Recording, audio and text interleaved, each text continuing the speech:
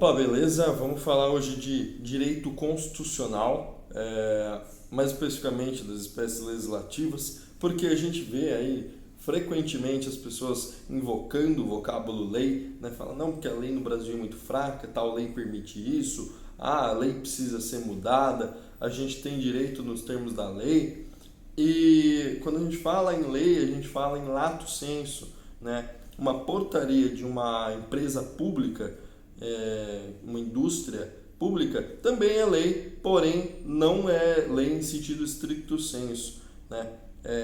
Não é lei em sentido estrito, porque ela não passou pelo devido processo legislativo.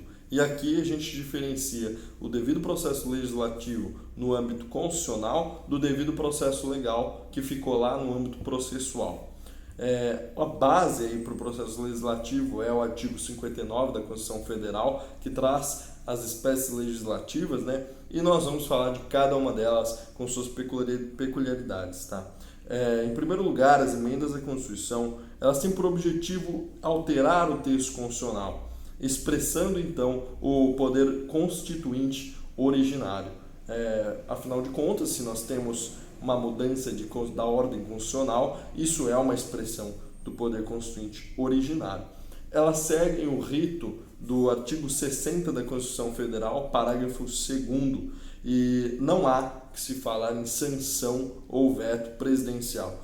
Ou seja, o presidente da República não sanciona nem veta uma emenda constitucional uma vez aprovada.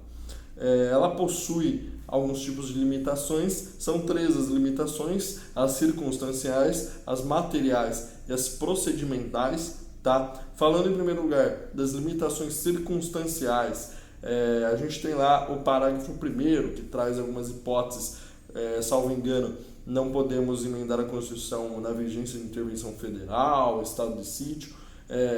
Claro, como eu sempre falo, acompanhem o código, acompanhem o texto para vocês terem certeza.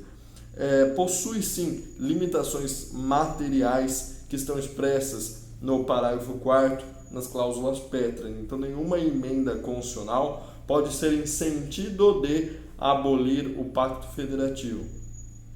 Ou seja, não é necessário que nós atentemos veementemente contra as cláusulas pétreas, mas qualquer sentido de abolir ou de atenuar os direitos expressos pelas cláusulas pétreas já são limitações materiais. E aí, por exemplo, o Pacto Federativo.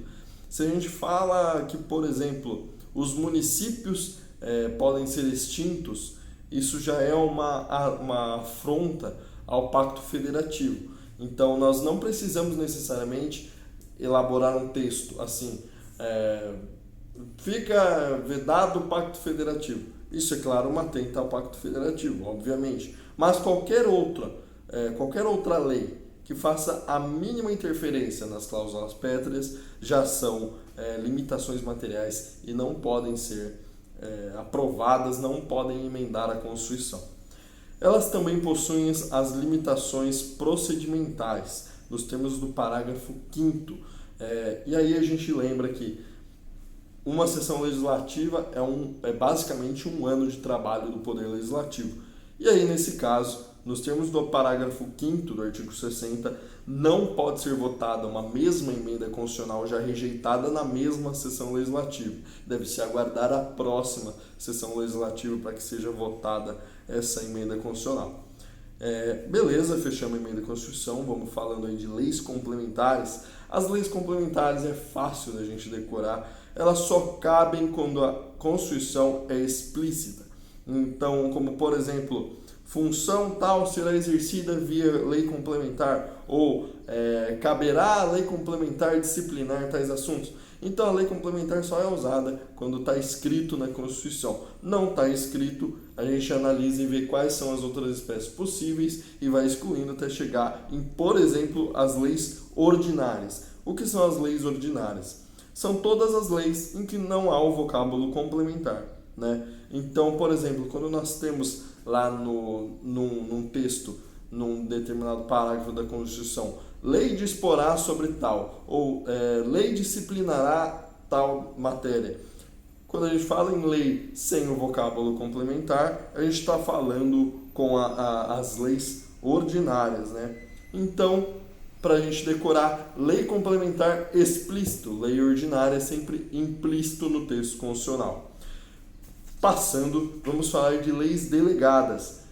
Quando a gente fala a palavra delegada, nós imaginamos a transferência, a outorga de uma responsabilidade de um determinado ato a ser praticado. Então, as leis delegadas, nesse sentido, nesse mesmo raciocínio, são leis quando o presidente da República solicita a autorização do Poder Legislativo para legislar sozinho. Então, de repente, se o presidente da República tem um interesse e deseja legislar sobre a matéria que ele está interessado com mais celeridade, com mais rapidez, ele solicita a autorização do Poder Legislativo. O Poder Legislativo responde o presidente da República sempre com uma resolução ou com um decreto legislativo, que são as outras espécies que nós vamos ver daqui a pouco. E aí, nos termos do artigo 49 da Constituição Federal, inciso 5, caso o presidente ultrapasse os limites estabelecidos aí pelo Poder Legislativo para legislar, o Congresso Nacional deve sustar os atos normativos do presidente. Sustar, a gente sabe que é suspender. Então, o presidente passou dos limites, o Congresso Nacional vai lá e susta os efeitos, os atos do presidente, nos termos do artigo 49, inciso 5. Falando de medidas provisórias, depois a gente fala de decretos legislativos e resoluções. As medidas provisórias são dispositivos extremamente delicados, ao passo que, por exemplo, a medida provisória que permitiu que o Collor fizesse aquela cagada incrível que ele fez, né? Aquela obra de arte monumental da desgraça, e as medidas provisórias são editadas pelo presidente da República e precisam necessariamente sempre tratar de temas relevantes e urgentes. Então, os requisitos para a gente apresentar uma medida provisória é a relevância e a urgência do tema. As medidas provisórias, elas têm eficácia imediata, esse é o diferencial delas.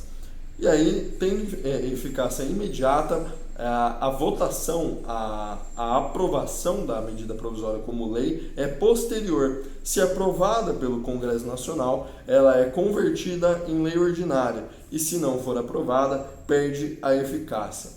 Nós temos um procedimento muito estrito para divulgação, para transformação das leis, para transformação das medidas provisórias em leis ordinárias, nos termos seguintes: nas primeiras 48 horas da edição da medida provisória, a gente forma uma comissão mista que toma ciência da medida provisória. Então, nos primeiros 2 dias de vigência da medida provisória, já tem uma comissão mista que vai tomar ciência do que está tratando aquela medida provisória. Passados 5 dias, essa comissão mista que tomou ciência pode emendar a medida provisória, ela pode alterar, pode fazer sugestões de diminuir os efeitos ou mudar os efeitos. E aí, passados mais 5 dias, a comissão passa a dar pareceres sobre a medida provisória. Entretanto, se houver inércia até o 45º dia da edição da medida provisória, tranca-se a pauta no Congresso Nacional, ou seja, nada será votado no Congresso Nacional senão a medida provisória. Ela deve ser discutida e votada. Afinal de contas, ela está com a eficácia, ela está vigendo sem necessariamente ter sido votada. Havendo inércia, novamente, até o 60º, até o dia 60 da edição, nós temos uma prorrogação automática do prazo para votação por mais 60 dias. E aí, passados esses 120 dias no total, se ela for aprovada, vira lei ordinária. Se não for aprovada, o Congresso Nacional tem mais 60 dias para oferecer um decreto legislativo que regulamenta os fatos e atos jurídicos ocorridos ao tempo que a medida provisória vigorou. Então, nós temos aí a vigência da medida provisória. Quando ela termina a vigência por falta de votação, por rejeição, né? Todos os atos que foram praticados durante a vigência da medida provisória precisam ser disciplinados. E aí o Congresso Nacional tem a oportunidade, tem a possibilidade de oferecer um decreto legislativo para regulamentar todo esse período e esses fatos e atos ocorridos no tempo da vigência da medida provisória. Caso ele não faça isso, os atos e fatos ora ocorridos são válidos para todos os efeitos, né? As medidas provisórias também é muito legal a gente lembrar que tem limitações materiais nos termos do artigo 62, parágrafo 2º da Constituição. Deem uma lida, afinal de contas, ver só o vídeo nunca é suficiente. E aí, vamos falar de novo de decretos legislativos e resoluções, que estamos falando há muito tempo. Os decretos legislativos veiculam matérias privativas do Poder Legislativo e, em teoria, né, é uma análise doutrinária, né? Decreto legislativo serve para regulamentar matéria com efeito externo, mas sempre na prática nós devemos observar o regimento da casa de onde sai o decreto legislativo. Ou seja, em regra, observe o regimento interno da casa de origem do decreto legislativo, né?